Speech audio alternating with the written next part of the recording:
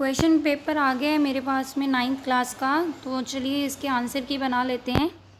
सबसे पहला क्वेश्चन आपके पास में है, from the choices given below mark the को प्राइम नंबर्स। आपके पास में को प्राइम नंबर वो होते हैं जिनका कॉमन फैक्टर 1 है, मतलब कॉमन नंबर जो है 1 आना चाहिए, तो ए इसका करेक्ट आंसर आना चाहिए। If the decimal representation of a number is non terminating non repeating then the number is, जिसकी भी हमारे पास में नॉन टर्मिनेट और नॉन रिपीट वर्ड आ जाता है, इसका मतलब इर्रेशनल नंबर रहता है। वो ऐड करना है आपको √3 और √2, दोनों ही अलग अलग हैं, मतलब इन दोनों को हम ना ऐड कर सकते हैं ना कुछ इनमें से कॉमन निकल सकता था, क्योंकि आगे 2 और 3 दोनों ही अलग थे, √3 √2 भी अलग थे, तो इनका सिंपल सी आंसर बन जाना था 2√3 + 3√2। Square root of which number is rational. Square root निकालने के लिए 7 का नहीं निकल सकता, प्राइम नंबर है। 13 का भी नहीं निकल सकता, 0.03 का भी नहीं निकल सकता, तो 1.96 जो है, क्योंकि 196 14 का होता है ना, तो पॉइंट वाला ये निकल जाना था इसका rational number. Through which of the following points graph of y is equal to -x pass. अगर x की वैल्यू 1 हो जाती है तो y -1 होगा, तो हमारे पास में इनमें से कौन सा पॉइंट ऐसा है? ऐसा कुछ नहीं है। अगर 0 है तो क्वेश्चन नंबर 5 देखो, जिसमें आपको कहा गया है y is equal to -x। अगर x 0 है तो y भी 0, क्योंकि अगर x 1 होगा तो y -1, ऐसा कोई ऑप्शन नहीं था, तो ये वाला 0 0 आना था। On which of the following equation the point of form m -m lies. अब m -m यहाँ पर आपके पास में पहली बात x जो है -m नहीं हो सकता, पहला ऑप्शन बिल्कुल नहीं। x + y, x की वैल्यू m भर दो, y की वैल्यू -m भर दो, दोनों को सॉल्व करोगे 0 आ जाएगा। b इसका ऑप्शन सही बनता है, अगले दो भी गलत हैं। उसके बाद आपके पास graph of which of the following equation passes through origin. इनमें से कौन सी ओरिजिन से पास करती है? 0 0 फिल करके चेक करना था, ये वाला एक ही है जिसमें x 0 होगा तो y भी 0 हो जाएगा, बाकी में किसी में 3 बचता है, किसी में c बचता है, ये गलत हो जाएंगे। Any point on y axis is of form. y axis वाला पॉइंट कैसा होता है? जिसमें सिर्फ y वाला ही पॉइंट होता है, x 0 हो जाता है, तो b इसका करेक्ट आना था। Which point lies in fourth quadrant. Fourth quadrant में होता है x पॉजिटिव और y नेगेटिव, तो x positive y negative, B option इसका करेक्ट आंसर है। The point of intersection of horizontal and vertical line determine the position of a point in a Cartesian plane is. Point of intersection मांग रहा है horizontal और vertical line की, तो आपको मालूम ही है वो ओरिजिन है। 11 क्वेश्चन में आपको दिया है measure of an angle whose measure is 32 degree less than its supplement. तो आपके पास में एंगल जो है मेजर, उसका एक एंगल x ले लो, दूसरा x -32 ले लो, दोनों का सम क्योंकि सप्लीमेंट है तो प्लस होकर कितना आना चाहिए? 180। तो x + x -32 = 180, और यहाँ से आना था 2x, और 32 उधर जाके हो जाना था प्लस, गिव्स 212, और x 2 उधर जाके डिवाइड होके आंसर देना था 106। और 106 में से उसने बोला है 32 कम है, मतलब इस एंगल से 32 कम है, तो 32 कम करना है, तो 32 माइनस करने पर आपके पास क्या बनता है? 74, मतलब इसका सी आंसर बनता है 74। नेक्स्ट क्वेश्चन है 12 for 2 triangles if 2 angles and included side of 1 triangle are equal to 2 angles and the included side of the another triangle. तो आपके पास में यहाँ पे इंक्लूडेड वर्ड आ गया, वो आ गया क्वेश्चन जो मैंने आपको पिछले वीडियो में बताया था। तो इसका आंसर आपके पास में इंक्लूडेड साइड की वजह से ASA हो जाएगा, तो बी ऑप्शन करेक्ट है इसका। इन 2 triangles ABC PQR, angle A 30 है, एंगल B 70 है, एंगल P 70 है, एंगल Q 80 है, AB और RP इक्वल हैं, तो कॉन्ग्रुएंसी कैसी रहेगी? यहाँ पर एंगल A जो है वो इक्वल कहीं नहीं दिख रहा, लेकिन एंगल B जो है वो P के दिख रहा है, इसका मतलब ये दोनों इक्वल हैं। और यहाँ पर AB आपको RP के बिहाफ पे दी हुई है, AB RP के बिहाफ पे है, तो नाम भी उसी के हिसाब से चलेगा।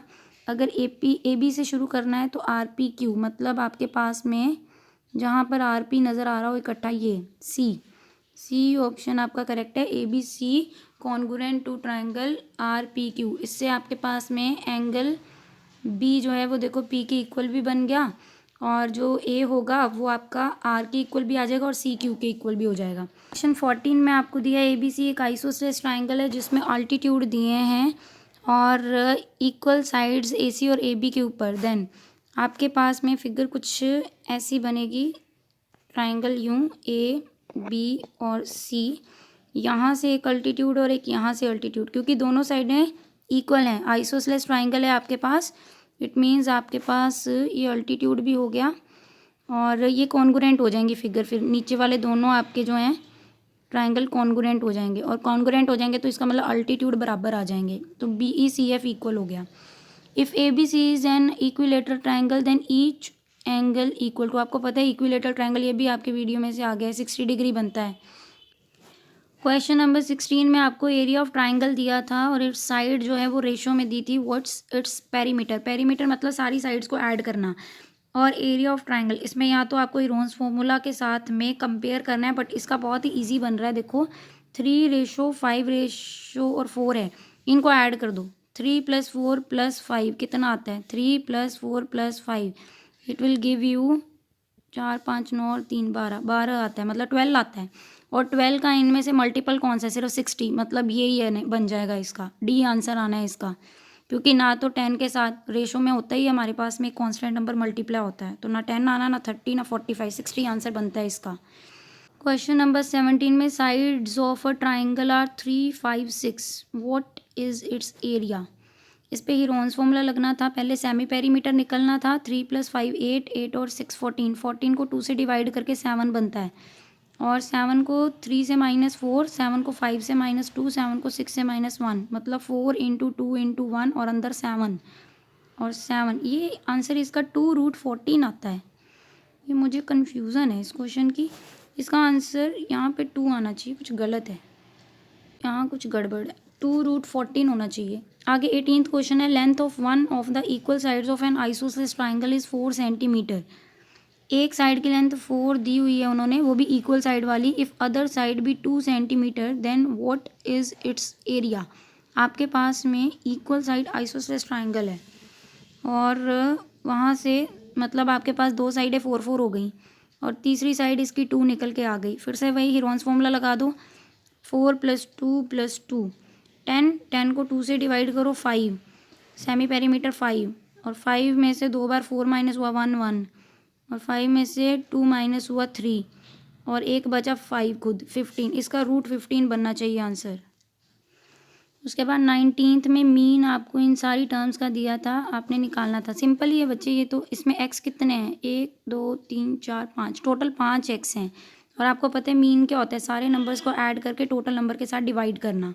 अब इनमें टोटल अगर कर दूँ तो बनता है 1 2 3 4 5 5x आते हैं, और साथ में 77 में 7 ऐड हो जाए तो 84, 84 में 5 89, 89 में 3 92, 92 में से 2 - 90, तो प्लस में यहाँ पे 90, और टोटल नंबर ऑफ टर्म क्या है 5 है, तो सारी टर्म को 5 से डिवाइड कर दो, ये आपका 5 कॉमन हो जाना है, 1 और 18, मतलब x + 18 आपका आंसर बन जाएगा। उसके बाद if each observation of data is increased by 5 what happens to its mean, ये वाली प्रॉपर्टी होती है, अगर मीन हमारे पास में कुछ भी निकल के आया है और हर एक डेटा के हर एक नंबर को 5 से बढ़ा दिया गया है तो डेटा सारा 5 से ही इंक्रीज़ हो जाता है, तो बी आंसर इसका बनेगा। उसके बाद 21st क्वेश्चन में 16 की पावर 3/4 है, अब 4 के अकॉर्डिंग दिया है तो 2 के अकॉर्डिंग बनना था, 2 की पावर 4 16 होती है, और ऊपर वाली पावर आपकी यूँ मल्टीप्लाई में कट जानी है, तो ये 2 की पावर क्यूब दैट मीन्स 8, ये आंसर बनना था 8 इसका। उसके बाद आपके पास है वैल्यू ऑफ √10, अगर √10 आपको 3.162 दिया हुआ है तो आपके पास में इसका आंसर बनना था, अगर आप इसको रैशनलाइज कर लेते हो तो ये बन जाता है 10 और अपॉन में ऊपर √10 और नीचे 10, और √10 की वैल्यू 3.162 है, और पॉइंट लगने पर ये बन जाना था 0.3162, ये आंसर इसका आना था ए ऑप्शन। 23rd क्वेश्चन है ऑन सिंप्लीफाइंग √5 + √7 का होल स्क्वायर, इसमें आइडेंटिटी लगनी है a² + b² + 2ab, और यहाँ पे √5 का 5, √7 का 7 और 2ab में 2, और अंदर रूट और में 5 और 7 मल्टीप्लाई होकर आ जाना था 35, तो ये आना था आपका 5 + 7 12, ये डी आंसर इसका बनता है। आपका 24th क्वेश्चन है, उसमें 1/7 एंड 2/7 के बीच का नंबर निकालना है। तो उसके लिए आप ऐसे कर सकते हो, सब नंबर्स में नीचे 14 है तो इस नंबर को 2 से अगर मल्टीप्लाई करूँ ऊपर नीचे तो मतलब ये बनता है जैसे 2/7 और इधर से बनता है 4/7, बीच का नहीं 2/14 के 2 से मल्टीप्लाई करके, दूसरा 4/14। तो ये तो नहीं बनेगा क्योंकि 3/14 है नहीं। 21 बना लेते हैं, 3 1 ज़ा 3, 3 7 का और 3 2 का 6, इसको 3 से मल्टीप्लाई कर लो दोनों टर्म्स को, मतलब यहाँ आ जाएगा 3/21, दूसरा आ जाएगा 6/21, तो मिड में नंबर 5, ये डी ऑप्शन इसका करेक्ट है। 5/9 the rational number can also be non age, ऐसे नंबर को और क्या बोल देते हैं हम, नेचुरल हो नहीं सकता, होल नंबर हो नहीं सकता, फ्रैक्शन हमारे पास में पॉजिटिव में ही आती है ऑलमोस्ट, और रियल नंबर ये बनेगा क्योंकि रैशनल सारे नंबर रियल नंबर होते हैं। क्वेश्चन नंबर 26 में आपको के निकालना है। x1 y2 दिया हुआ है, इसमें x की वैल्यू 1 भरिए 2 बन जाएगा और y की वैल्यू 2 भरिए 6 बन जाएगा 8, 6 और 2 8 आंसर बनता है इसका, 6 + 2। If x and y are both solution of equation always lie in, अगर ये दोनों ही पॉजिटिव सॉल्यूशन है तो पॉजिटिव पहला क्वाड्रेंट होता है पॉजिटिव का। The equation 2x + 5y = 7 has unique solution if x and y are, इसमें इक्वल होते हैं बच्चे x एंड y, तो रैशनल नहीं आ सकता, रियल नहीं आ सकता, नेचुरल नंबर इसमें रहेगा। Numbers of the linear equation 2x + 3y = 6 cuts y axis at a point, तो इसका आंसर आपके पास में y एक्सिस वाला होना चाहिए, x 0 हो जाएगा तो आंसर बन गया आपका 0 2, बी इसका करेक्ट ऑप्शन आएगा। Point which lies on the y axis at a distance 5 unit in the negative direction of y axis, y axis नीचे की तरफ हमें लेके जाना है और डिस्टेंस है lies on the y axis, point जो है y एक्सिस पे ही लाई कर रहा है, डिस्टेंस वो भी 5 यूनिट पे नेगेटिव डायरेक्शन में, तो आंसर आपका 0 - 5 होना चाहिए। पॉइंट ये सारे जो हैं कहाँ लाए कर रहे हैं, 1 2 माइनस वाले सारे एक क्वाड्रेंट में लाए नहीं कर रहे हैं, तो बी इसका आएगा क्योंकि अलग अलग हैं सारे। इसका आंसर आपके पास में 32वां नंबर क्वेश्चन का angle which is 4 times it's complement वाले में क्वेश्चन की यहाँ पे गड़बड़ी है, सप्लीमेंट आना चाहिए, आंसर इसका 5 आई थिंक आएगा उसके हिसाब से। और 33वां क्वेश्चन में आपको ट्राइंगल ए बी सी दी है जिसमें ए बी और बी सी इक्वल है और एंगल बी 70 डिग्री है और ए बी बी सी बराबर है, तो इसका मतलब हो गया आपके पास में ये ट्राइंगल आइसोसेलेस वाली है, मतलब ये ए बी और सी, जिसमें से बी आपको ये दिया है और ए बी मतलब ये और एक बी सी ये इक्वल है, तो एंगल ए और सी इक्वल थे, इट मीन्स उनको एक्स मानना पड़ेगा, एक्स + 70 और ये बन जाएगा आपके पास में 180 के इक्वल, 180 में से 70 चले गए, माइनस हो गया, आ गया 110 और 110 का हाफ करते तो ये निकल आना था 55 डिग्री, सी आंसर बनता है इसका। 34 आपके पास में है, पी क्यू आर में एंगल आर पी दोनों बराबर हैं, क्यू आर आपको 4 दी है, पी आर आपको 5 दी है, लेंथ पी क्यू की मांग रहा है वो। पी क्यू आर ट्राइंगल है जिसमें एंगल आर और पी, ट्राइंगल बना लेते हैं पहले पी क्यू आर में, और इसमें आपको क्या दिया हुआ है, angle R P equal, R और पी इक्वल है और क्यू आर आपको 4 दी है, क्यू आर मतलब ये, अच्छा एक साइड ये दी है तो फिर पी क्यू भी क्या आएगी 4 आएगी, आइसोसेलेस ट्राइंगल की प्रॉपर्टी लग जाएगी, तो सी इसका आंसर बन जाएगा। ट्राइंगल ए बी सी जो है कॉन्ग्रुएंट है पी क्यू आर के, then which of the following is not true, इसमें अकॉर्डिंग देखो तो हमें यहाँ से ही देखना है, जैसे ए सी दिया है तो वो पी आर की इक्वल होना चाहिए, ठीक है, बी सी है तो क्यू आर की इक्वल आना चाहिए, लेकिन यहाँ पे पी क्यू लिखा है तो मतलब बी इनकरेक्ट आ रहा है, उसके बाद क्यू आर जो है वो बी सी की इक्वल, ये भी ठीक है, ए बी जो है वो पी क्यू, ये भी ठीक है, तो बी इसका ऑप्शन हो गया सही।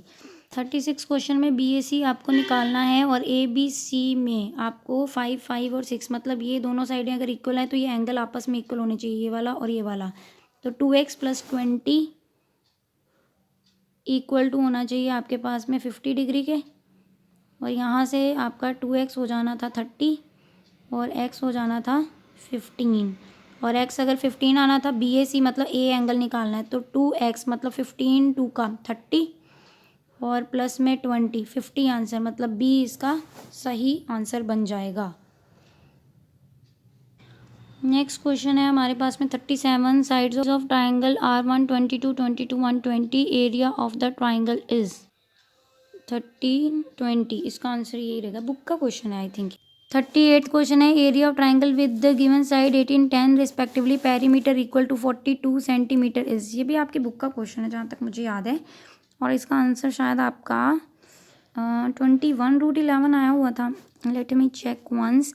42 अगर पेरीमीटर है तो 42 में से इन दोनों का सम दैट मीन्स 28 माइनस हो जाएगा, तो 42 minus 28 you will get 4 here and 14, और इनको सॉल्व करने पर आपके पास में हीरोन्स फॉर्मूला लगा दीजिए, यही आएगा।